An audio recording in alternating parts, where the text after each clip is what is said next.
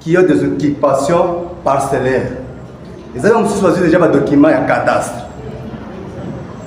2 ans en haut, mais ce qui est moment est pour la Kisayo. Ils sont prêts à être à 2 ans à Béléwana, Potobana Kotonga, Tofan. À notre grande surprise, j'ai dit et je répète en tout moment, ma vambo DG à Obeka, à Yena Kenya. Ce qui a mis au bout de peine à clôturer à un niveau de 100 mètres, à partir de un document où il y a combien d'arrêtés régional. À respecter 100 mètres, il y a comme ma vambo. Les hommes ont tout petit à mettre au bout clôturer, ils ont bien clôturé à 100 mètres de Sukaki. De l'autre côté, côté M. Zabisson, Kenya va être tout solo. La table qu'on dimensionne tous qui va acte de cession au bayan de la pesa qui bisson va occuper to pesi ba Kenya pour to yokan. À notre grande surprise, Kenya arrive ma vambo avait commencé biso to ye aw to ye na point moko. To ye ba to za éclaircissement ya likambo biso na obeka parce que ma belle ceux qui va y droit parce que va y droit c'est là qui biso ma belle de to bien comme des témoins. Ma femme, il faut ailleurs dans la société, dans les documents que non, ils ont ma belle, ils ont droit. Là, nous sommes d'accord pour concéder. Ceux qui ont dit que ça, il y a droit.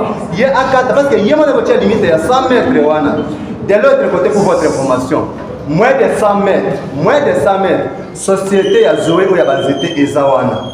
Moins de 100 mètres. Et pour votre information, il y a une pylône qui a été bougée à partir de Moussa Bazosalawana.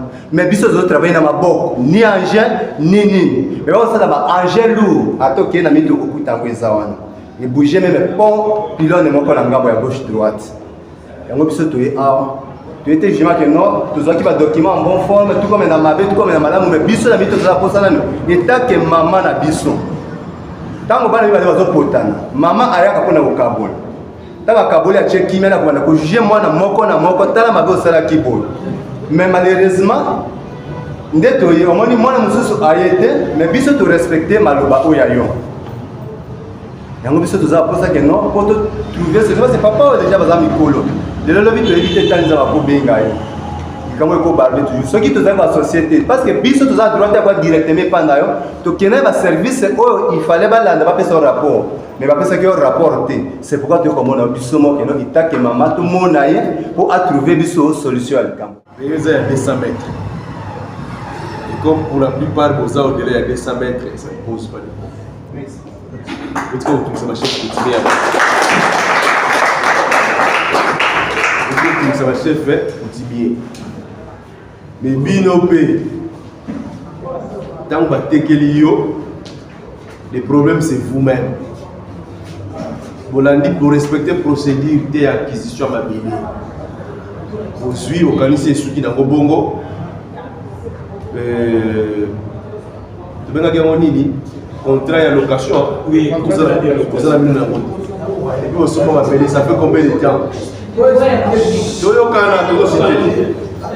Depuis que vous m'a appelé, est-ce que vous avez un contrat de fisc à ma location m'a appelé? Est-ce que vous respectez le procédure qui pour l'autorisation à construire un certificat d'enregistrement? Vous en avez besoin.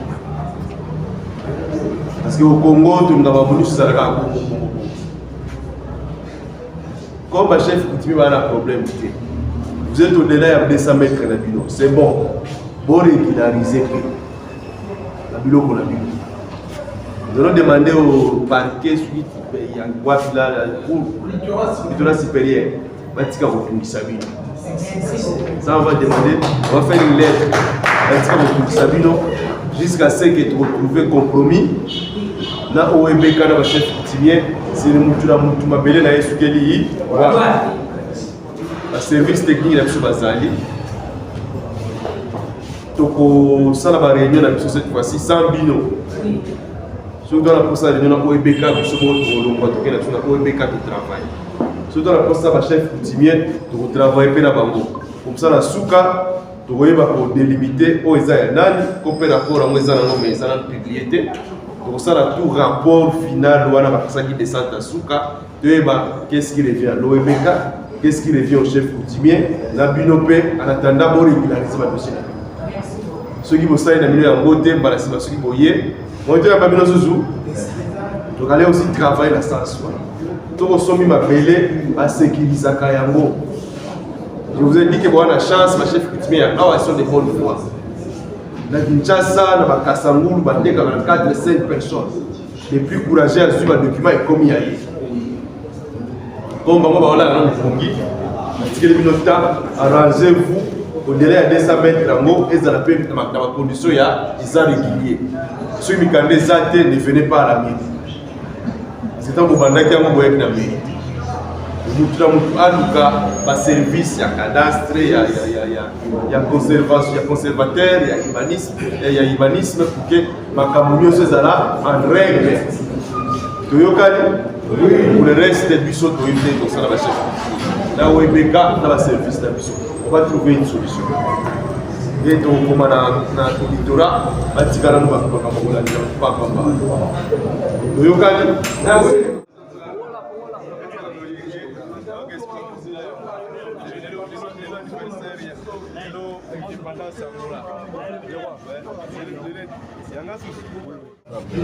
mais c'est la même initiative de la maire de la ville. C'est comme ça l'autorité. Amika kuwa nyungu na kati ya bwala lani. Bantu kena kuleka Mbo TV, bantu kena kudia Mbo TV, andi fete la. Ya wina, je me remercier maire de la ville. Kodia. Sala kisalu papa. Umona unga bre. Awa ngekele ngekena kusala bisalu zo. Politique d'administration. Il y a une administration, il y a un peu pour aller s'en aller. Il y a une merci na kuboke la beto, ça na kutala mambo ya qui na kuluta na beto pesa kantoto ya matadi yake urbano rural. Donc il y a l'état kele ina ndi lombaka na yine ya beto ba eyandwa. Il y a une merci, ça la solula na service technique. Bana yai. Beto zona mambo kubuka ba inzo ve papa. Tala yina me passé na Sep Congo. Beto kina ku regretter tibu yai. Bantu me kufuwa. Kana ngevu andaka. Papa, nantima kena nge kana ngevu andaka peut-être ngezona ka tela matete avant baba ka décision ko ba inzo. Beto pesaka Sep Congo toto. Meti bakena kubaka yonso tuina. Eti balo bakade kana beto. Ya una merci bika nzambi ya bakuru wa beto. Basa nisange. Tumenomba na bato kadasi. Bato kadasi beno kujaka sana. Beno kujaka kuta beto bamfumo ntoto na ntoto beto. Beno feti favoriser que beto on peut beto jouir na ntoto beto. Ngebe kuiza bubu ya imbazi ngebe tunga tuwa zeta. Oko bakidi misko. Ngebe baka bongo. Est-ce que ma beto tuina Félix kaka papa. Comme guerrier. Félix bebe bandera. Félix me kuza kuta yao. Mais ma beto tu me kuma. Ça ne va pas Félix. Et la base. Bainzo ya imika e bainzo ya leta yakena masa kutekuka Félix kena kuteka ya babika ko papa sinon beto ba chef coutumier que là mais merci beaucoup na patron ya merci beaucoup maboko na beno merci